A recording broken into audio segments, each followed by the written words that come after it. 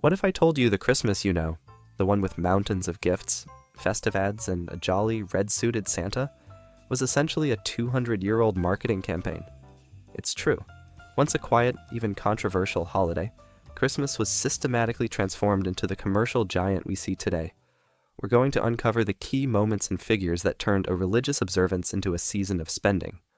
This isn't just a story about tradition, it's a story about marketing, media, and a masterclass in monetizing a holiday.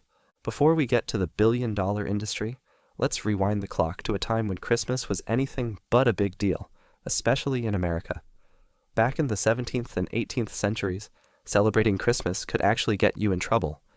In Puritan New England, the holiday was actively discouraged and, for a time, even outlawed in Massachusetts.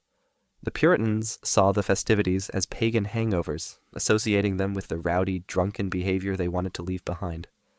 For many, December 25th was just another workday. Even where it was celebrated, it was a far cry from the kid-focused, gift-giving bonanza we know now. Celebrations were mostly for adults and involved feasting, hunting, dancing, and sometimes boisterous community gatherings that included marking the day with gunfire.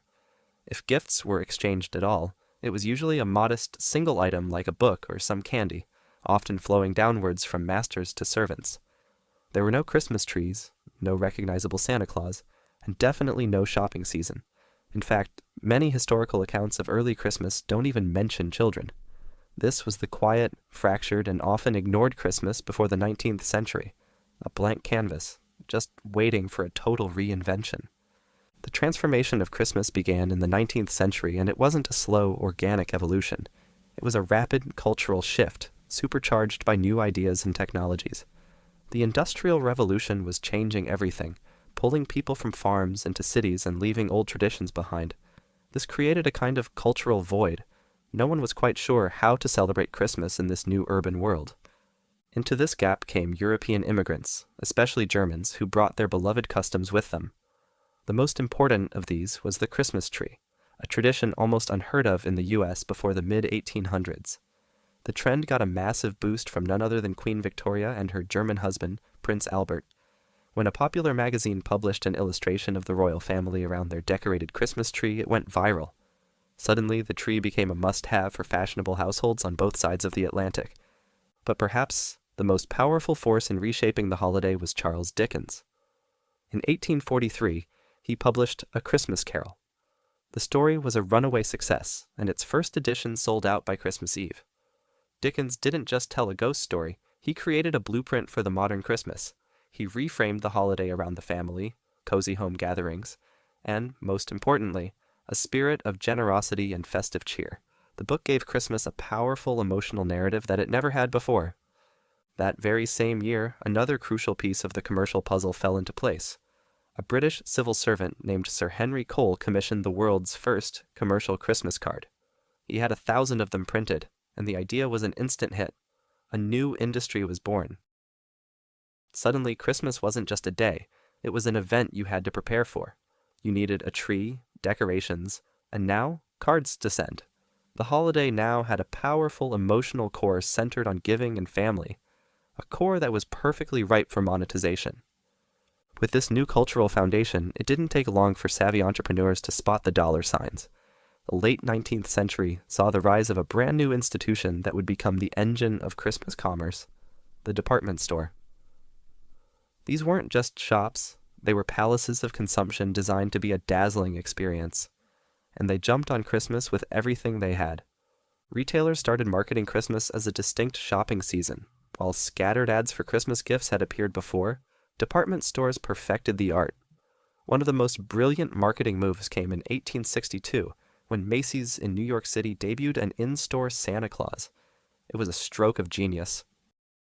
It turned the store from a place where adults bought things into a magical destination for the whole family.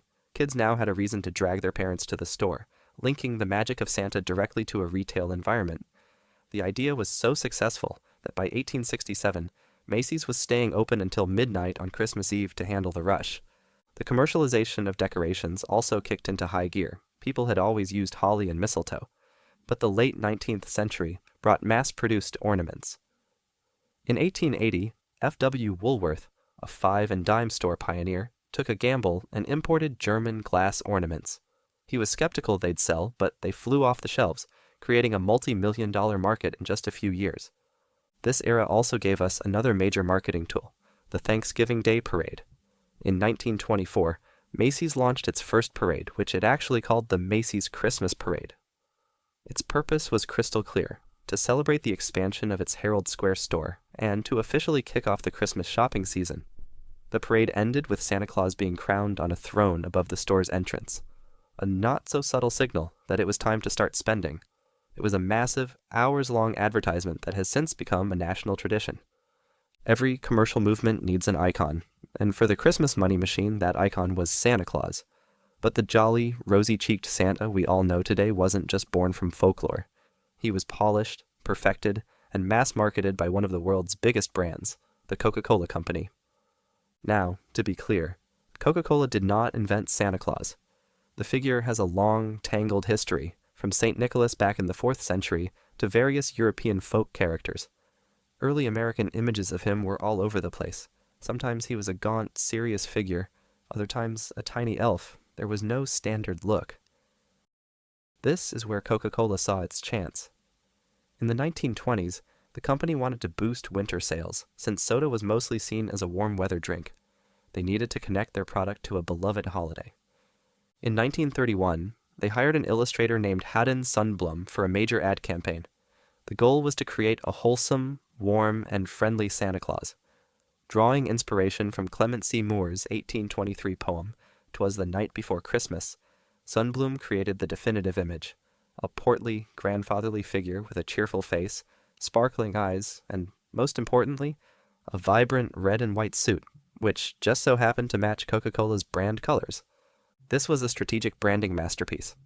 For over 30 years, from 1931 to 1964, Sundblom painted a new Santa for Coke's holiday campaigns.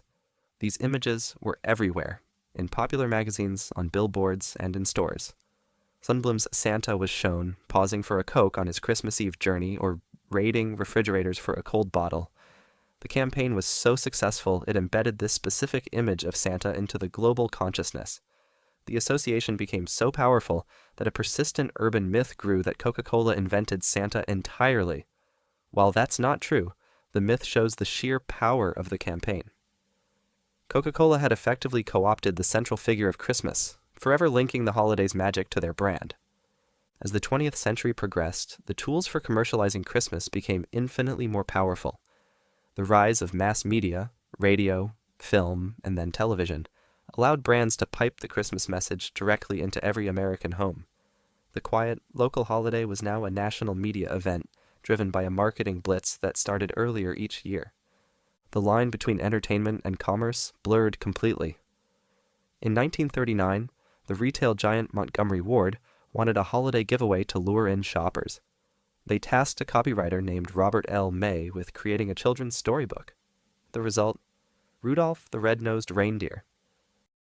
The story of the misfit reindeer who saves Christmas was an instant hit, and Montgomery Ward gave away millions of copies.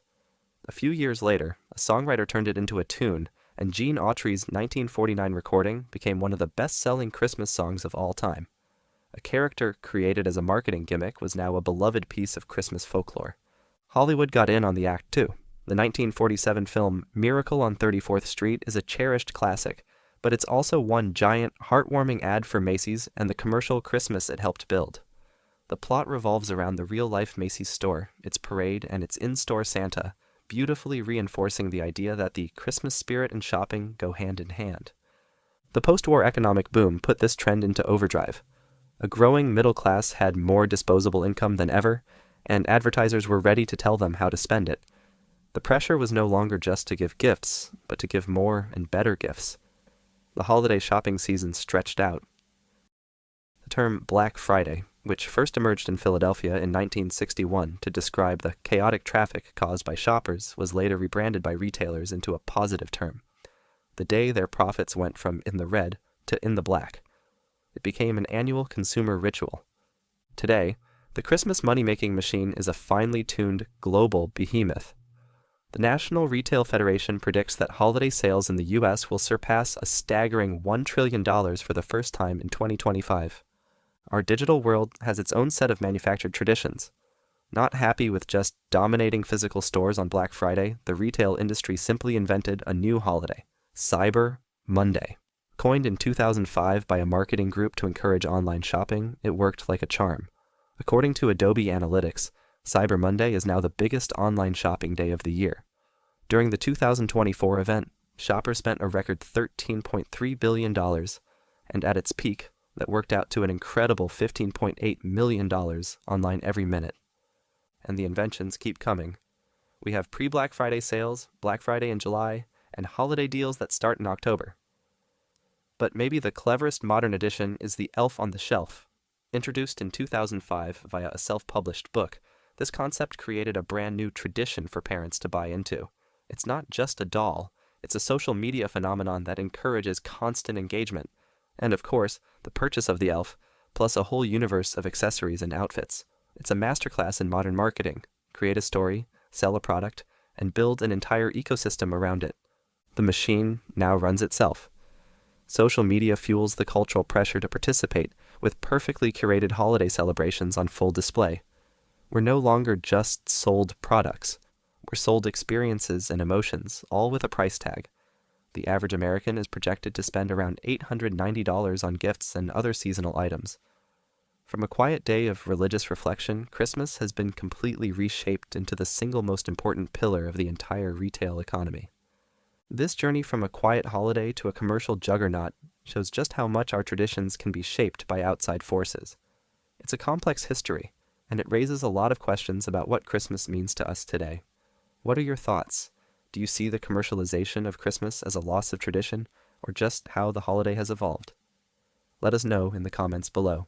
And if you found this history fascinating, make sure to subscribe for more deep dives into the stories that shape our world. So, how did Christmas become a money-making machine? It wasn't one thing, but a perfect storm of cultural shifts and commercial genius. A Victorian-era rebrand gave it a new, family-focused heart.